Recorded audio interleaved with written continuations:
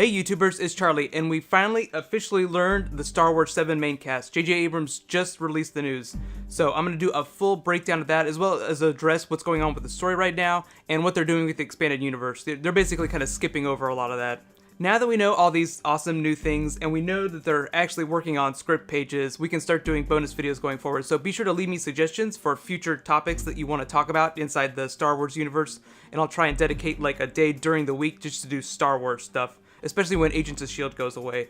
So be sure to subscribe to get all that stuff if you're finding me for the first time, but let's start with the big stuff. So we know the main cast members. There's obviously going to be an army of creatures and extras that we can talk about later, but starting at the top, we have Mark Hamill, Carrie Fisher, and Harrison Ford, the Holy Trinity. We kind of already knew about them, but there were a lot of rumors as to how they were going to be part of the story. Essentially, they're going to be themselves. They're not going to be hollow recordings. J.J. Abrams actually released this picture of a script read-through they all did yesterday. We can all talk about that script in a second. But basically, we have old Luke, old Han, and old Leia.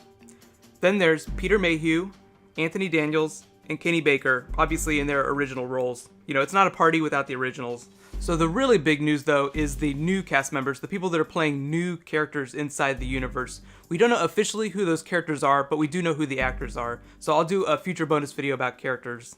But starting at the top, we have Andy Serkis, who's probably playing a creature, hopefully a dark Jedi creature. That'd just be amazing. Domhnall Gleeson, who was Bill Weasley in the Harry Potter movies. I know Harry Potter fans would be really excited about this. Adam Driver, who you can see on HBO's Girls. Oscar Isaac, who has done a bunch of small stuff, but you probably heard about him after Inside Llewyn Davis. Then there's Max von Sydow, who's basically, probably playing a villain.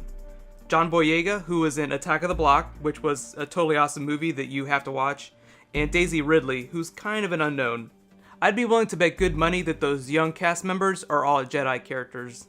Essentially, the big teaser is, will they be Skywalker children from Luke and Leia? But here's where we need to talk about the story, because it's not going to look like anything we've seen in the expanded universe. So Disney made this big announcement last week where they said that to allow the writers of the new movie trilogy maximum creative freedom, they're just going to skip over the expanded universe. They're not getting rid of it, it's just going to be existing by itself over here on the side, like alternate universe style. So bad news, good news. Bad news is there's a massive roster of characters that will not be used, like Mara Jade and Starkiller, but they're not getting rid of anything, so you can just think of it like the Marvel multiverse. The good news is that Chewie is not dead anymore, and they have the opportunity to sidestep any previous issues with stories that didn't pan out or they considered unsuccessful. So if there was something that you did not like from the expanded universe, you don't have to worry about it. I know personally I wasn't a big fan of that whole Yuzhavonk storyline. I think one of my future bonus videos will have to be about all my favorite expanded universe stories though. There are a lot of good ones, and Timothy Zahn's Heir to the Empire trilogy essentially reignited my passion for Star Wars in the 90s when all they were doing at the time was re-releasing VHS tapes every 2 years. So let's all just take a moment for all those characters and storylines that Disney's Death Star just silenced. Okay, so on to filming. So what's going on with that? Essentially they've been filming for a few months now, but all B-roll stuff, nothing with the main actors. Things basically that do not require actors to speak. It's really funny the way big movies like this get made. Did you know that they actually start shooting scenes with the main characters before the script is even finished? It's just so they can hit their release date. It used to almost take, 3 to 4 years to make a movie this big, but now because they compartmentalize everything, they can get them out in 2 years. No one officially knows what the story of Episode 7 is, but we did see a picture of an AT-AT foot on Tatooine. We also know a few broad facts about the movie, so here they are in no particular order. The new trilogy will exist inside the George Lucas chronology. The Holy Trinity will basically be in their 60s, pretty close to what their age is in real life. Although, Harrison Ford is way older than Mark Hamill, but you get the idea. Because Luke was in his mid-20s during Return of the Jedi, we can assume that Episode 7 will pick up about 40 years after the events of the original trilogy, not including flashbacks or any, visions of the future. We'll also see most of the major planets that we saw in the Lucas trilogies, including Coruscant, Tatooine, and Yavin. They'll also be sticking to George Lucas canon, which means the Sith Rule of Two. And because the new Rebels cartoon is also inside this new, canon universe that they're developing, Disney has commissioned a bunch of new novels that'll take place and fill the gaps in time. 3 of them are being released this fall, starting in November. The first one is about Grand Moff Tarkin.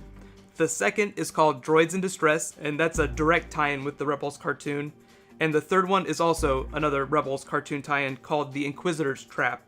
that Rebels cartoon is actually picking up 5 years before the Battle of Yavin, and I'm actually going to be doing weekly videos for it whenever it starts airing, which will probably be in October. So I'm going to be doing tons of Star Wars stuff this year. I'm super excited about all the new stuff they're doing. I'm trying to remain optimistic about the new trilogy, but be sure to subscribe to get all my videos and leave me suggestions for future bonus videos. I'll try to announce what that, Star Wars Day is going to be, during the week sometime soon. It'll either be like Mondays or Tuesdays, definitely Tuesdays after Agents of S.H.I.E.L.D. goes away in a couple weeks. So right now, click here to learn about Captain America 3, and click here to catch up on Agents of S.H.I.E.L.D. Cobie Smulders is actually coming back to the show tonight, so it's going to be a lot of fun. Thank you so much for watching. I'll see you tonight. High fives.